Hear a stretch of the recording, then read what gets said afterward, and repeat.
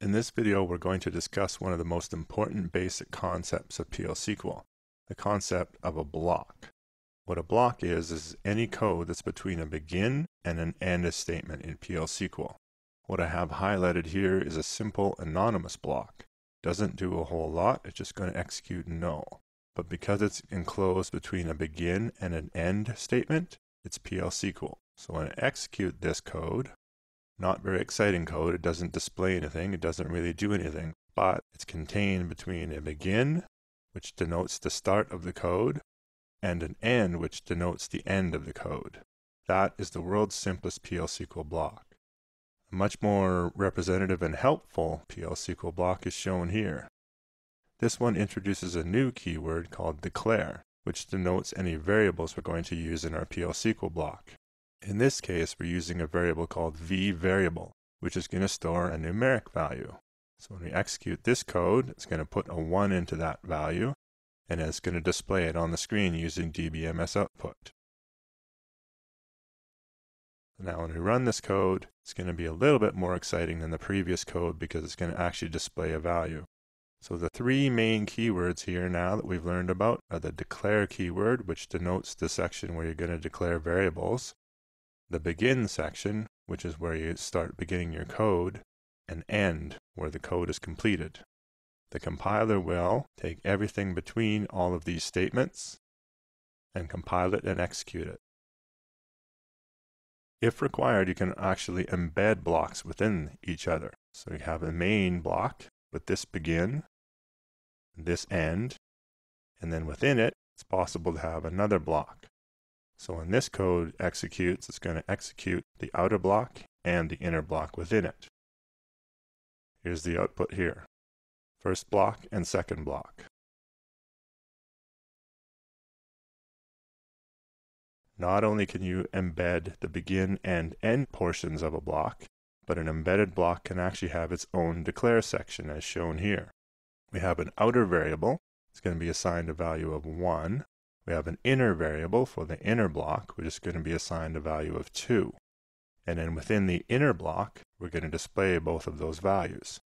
So we should see a 1 and a 2 when we execute this code. Down here is our value, so 1 and a 2. Now, something to watch out for when you're using embedded variables is you can actually get away with using duplicate variable names, although they have a much different scope. The one that's declared here as vOuterVariable will exist in the outside block and the embedded block. The one that's declared in the embedded block here will only exist within that embedded block. So let's execute that code. There, we got a 2 and a 1. So when this code executed here, within the embedded block, it referred to the embedded block's variable, vOuterVariable, which was assigned a value of 2. As soon as it exited that inner block, the embedded block, it then went and used the outside outer variable, which took on a value of 1.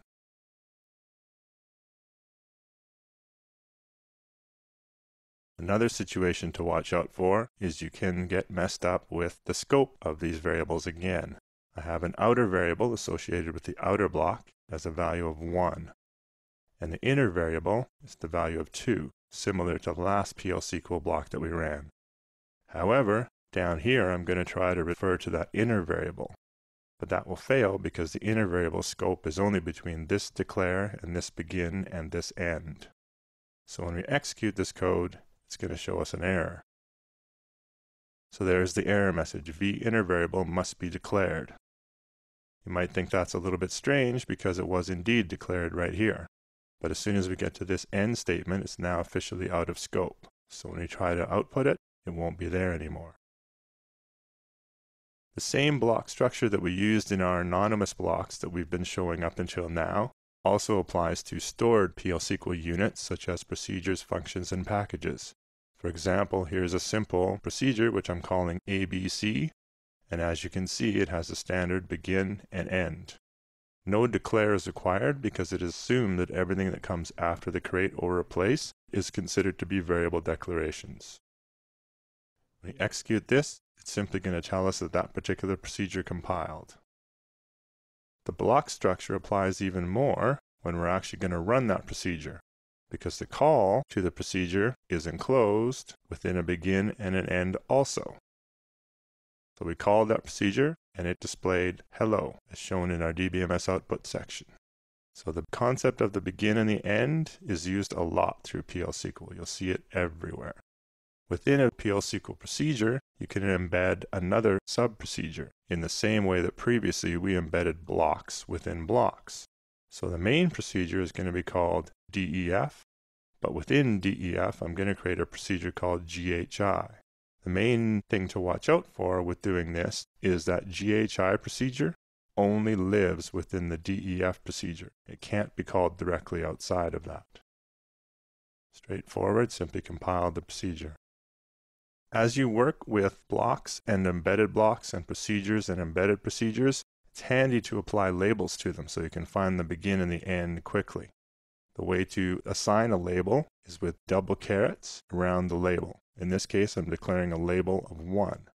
And at the end of that block, I'm declaring this to be the end of the label 1 block.